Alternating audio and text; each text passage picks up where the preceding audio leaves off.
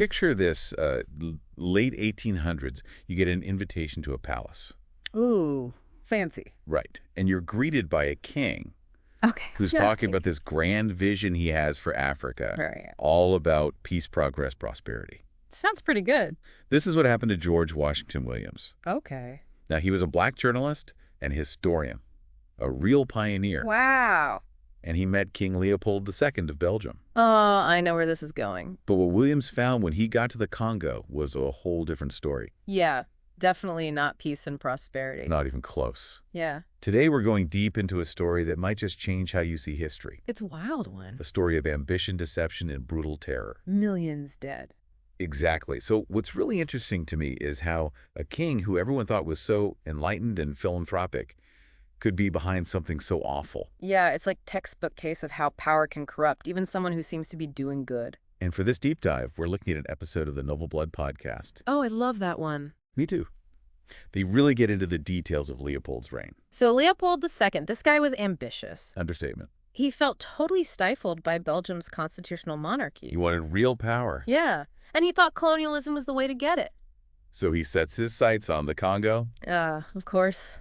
Tons of resources ripe for the taking. And huge. 76 times bigger than Belgium. Wow, that's a lot of land. But how do you convince your people to go along with that? Especially when they aren't exactly thrilled about colonialism. Right. Well, that's where the manipulation starts. Oh, this I gotta hear. Leopold knows he can't just walk in and take over. Too obvious. So he gets clever. He organizes this big, fancy geographical conference in Brussels. Okay. Invites all these famous explorers, military bigwigs. Laying it on thick. Oh, yeah, wines them, dines them. Plays up their sense of adventure. From their belief that they're bringing civilization to Africa? The go-go. It's like something out of a movie. No kidding. He even redecorates his whole palace. Really? All red. Everything, draperies, bedding, even the toilet paper. That's commitment. He wanted to create this image of power and importance. A united front dedicated to progress. But underneath it all, a much darker agenda. Classic. He's using the conference, this whole spectacle, to legitimize his plans. So these respected figures from all over Europe basically endorse his takeover. Without even realizing they're paving the way for him to claim the Congo as his own. Wow, and what about the public? Oh, he's got them fooled too. Ow. He plays this whole philanthropy card. Convincing the world he's doing this for the good of the Congolese people. Exactly. Says he's fighting the slave trade, uplifting the masses. And people bought it. Hook, line, and sinker. They were sending him donations, thinking they were supporting a noble cause. Unbelievable, the power of a well-crafted story. It's scary, right? Totally. Now we can't forget about Henry Morton Stanley. Oh yeah, the guy who found Dr. Livingstone? The one and only. He was a journalist turned explorer. Famous for mapping the Congo River. But he was also a controversial figure, to say the least. What do you mean? Well, his methods were often brutal. Oh. And he wasn't above embellishing his stories to make them more exciting. So not exactly a saint. Not exactly. Mm. But for Day, Leopold, Stanley was a gold mine. Why? Well, he was famous. He knew the Congo like the back of his hand. Ah, the perfect tool for Leopold's scheme. Exactly. So Leopold hires Stanley to go back to Africa. Under the guise of philanthropy. Of course. To start setting up shop in the Congo. Building roads, setting up bases, and most importantly, making treaties with local chiefs. You got it. And that's where things take a really dark turn, right? It gets bad. These treaties were often signed by tribal leaders who didn't understand what they were agreeing to. They were tricked. 100%. They were tricked into giving up control of their land and resources to Leopold. And in contracts themselves, those were bad news too, weren't they? Oh, yeah. Incredibly sneaky. They included clauses that gave Leopold not just the land, but also the right to demand labor from the Congolese people. So that's how he built his rubber empire. Yep.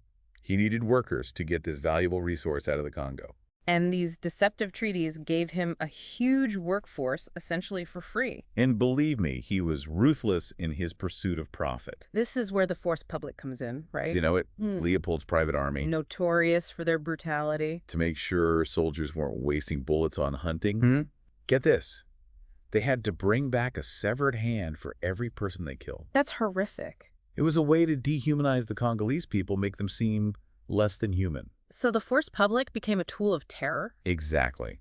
They used it to force the Congolese people to do whatever they wanted. It's hard to even imagine the level of cruelty. They would take women and children hostage to make the men work. It was all about extracting as much rubber as possible. Human life meant nothing. And the impact was devastating. Yeah. Millions died from overwork, disease, and murder. It's estimated that Leopold's reign of terror led to the deaths of up to 10 million Congolese people. That's just an unimaginable number. It's truly horrifying. But thankfully, there were people who fought to expose the truth about what was happening in the Congo. Yeah, those missionaries, journalists, and activists, they were the real heroes. Absolutely. One key figure was Alice Seeley Harris. Oh yeah, the British missionary who used photography to document the atrocities. Her pictures of mutilated children, starving villagers, they were powerful. They really showed the world what Leopold's so-called civilizing mission was all about. And then there was Edmund Morel. Remind me who he was again. He was a shipping clerk. Okay.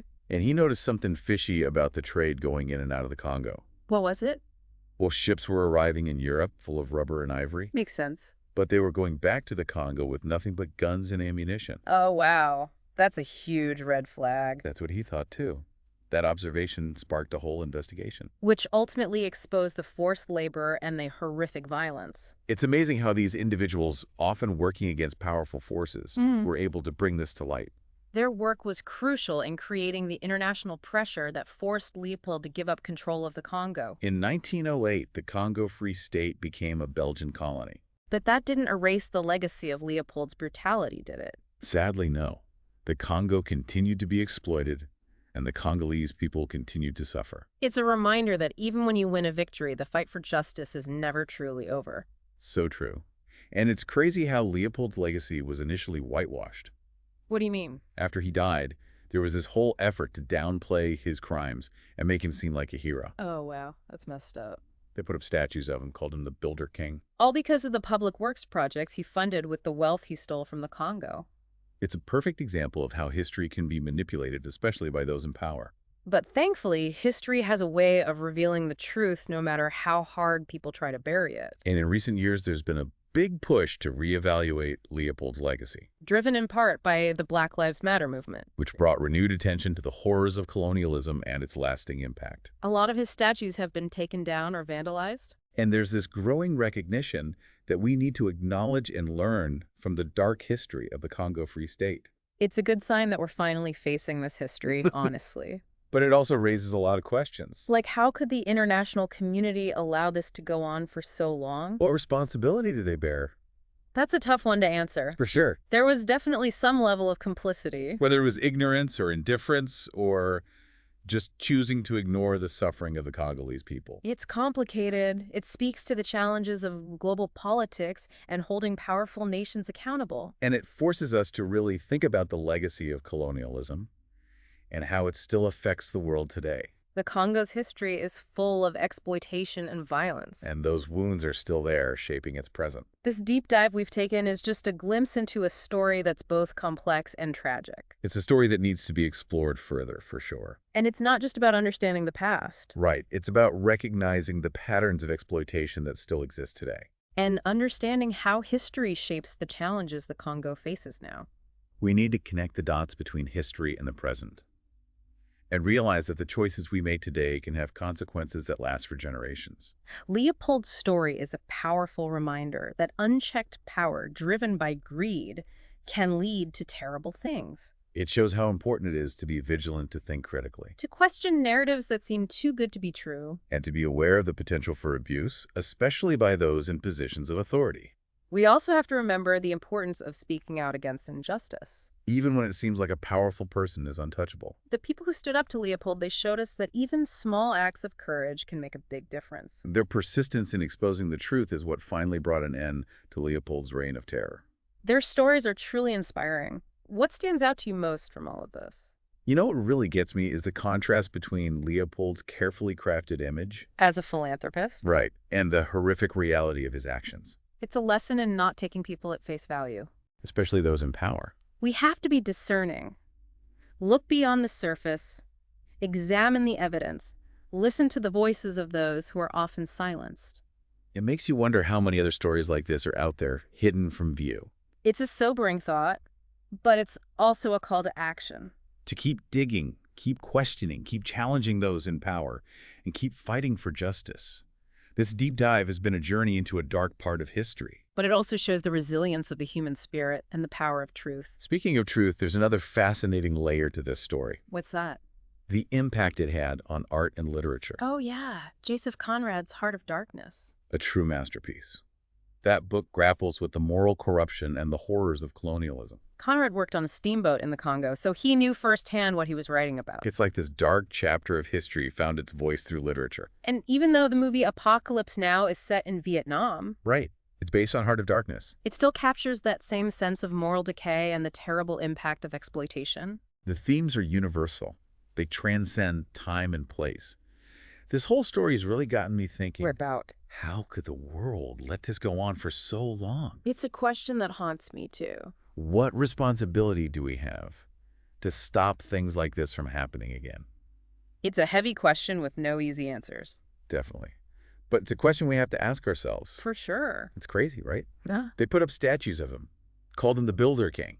I mean, using the wealth he stole from the Congo, no less. It just shows how history can be twisted, especially when powerful people are involved. It's like they try to erase the bad stuff and only focus on what makes them look good. Exactly. But luckily, history has a way of coming out eventually. The truth always finds a way. And in recent years, people have started to look at Leopold's legacy in a new light. It's about time. The Black Lives Matter movement really brought attention back to the horrors of colonialism. And its impact, which is still felt today. People started taking down his statues, vandalizing them. A lot of those statues are gone now. It's a sign that we're finally acknowledging this dark part of history. And realizing we need to learn from it. But it also makes you wonder, What's that? how could the rest of the world just stand by and let all this happen for so long? It's a question that keeps coming up, doesn't it? There had to be some level of complicity. Whether it was intentional or not, Maybe some countries were just ignorant of what was going on, or maybe they just didn't care. or maybe they chose to ignore it because it was convenient for them. It's a complicated issue. It says a lot about global politics and how hard it is to hold powerful countries accountable. And it makes us think about the long-term effects of colonialism, how it still shapes the world today. The Congo's story is filled with so much exploitation and violence. And those scars, they haven't healed. They're still there, influencing the country's present. This deep dive has just scratched the surface of a really complex and tragic history. And it's a story that needs to be told and understood. It's not just about knowing what happened in the past It's about seeing how those patterns of exploitation can still show up today. and recognizing how history influences the challenges that Congo faces now. We have to connect the dots between the past and the present. It's the only way to learn and move forward, Leopold's story is a stark warning about what happens when power goes unchecked.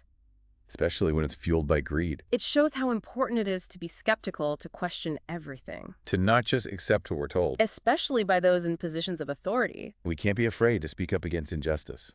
even when it seems like nothing can be done. The people who challenged Leopold's regime, they showed us that even small acts of bravery can make a difference. It's their persistence in exposing the truth that ultimately ended Leopold's reign of terror. Their stories are a real inspiration.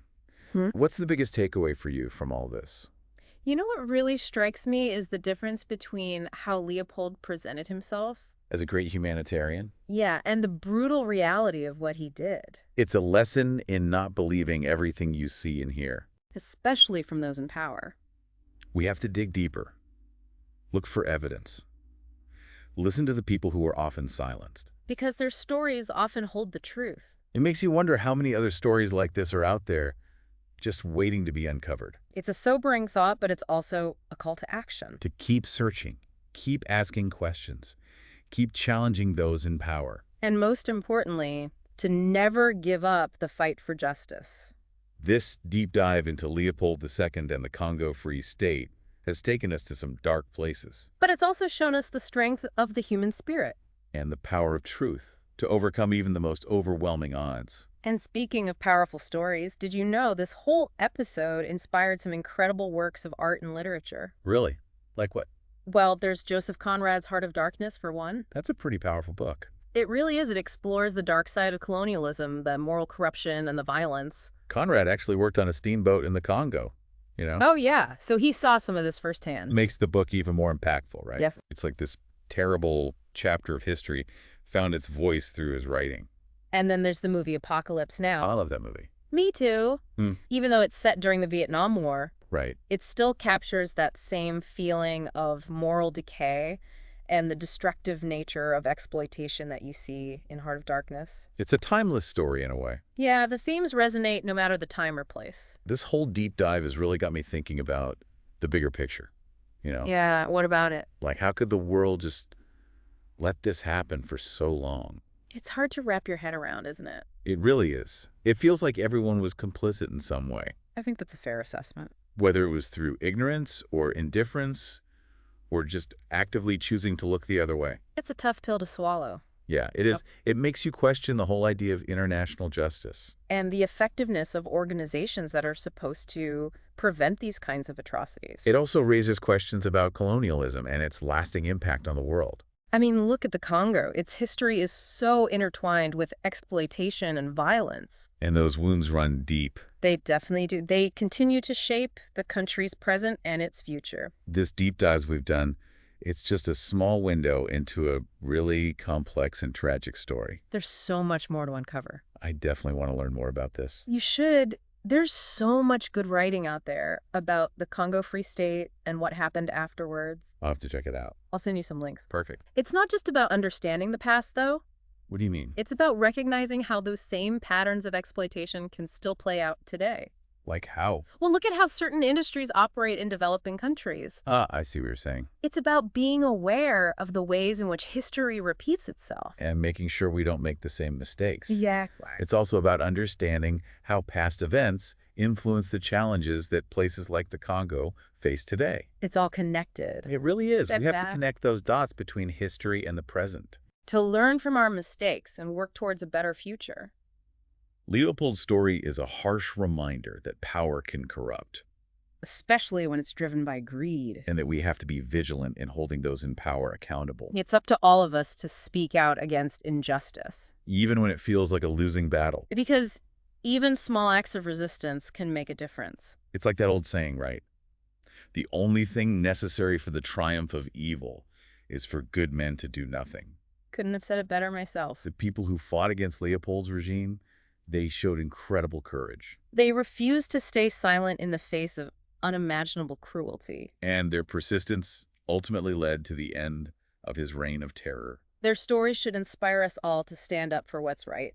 This deep dive into King Leopold II and the Congo Free State has been a journey into one of the darkest chapters of human history, But it's also been a testament to the resilience of the human spirit. and the power of truth to prevail, even in the face of overwhelming odds. It's a story that needs to be told and remembered. And hopefully it will inspire us to create a more just and equitable world. I hope so, too. Well, that's all the time we have for today's deep dive. Wow, that went by fast. It always does when you're having a good conversation. Thanks for having me. It's been a pleasure. The pleasure is all mine. And to all our listeners out there, thanks for joining us on this journey. We appreciate you being here. If you found this deep dive as insightful and thought-provoking as we did, be sure to subscribe to The Deep Dive for more explorations of fascinating and important topics. We're here to uncover the hidden stories that matter, to make complex information accessible and engaging, and to leave you with something to think about long after each episode ends. We'll be back soon with another deep dive. Until then, keep exploring, keep questioning, and keep learning. See you next time.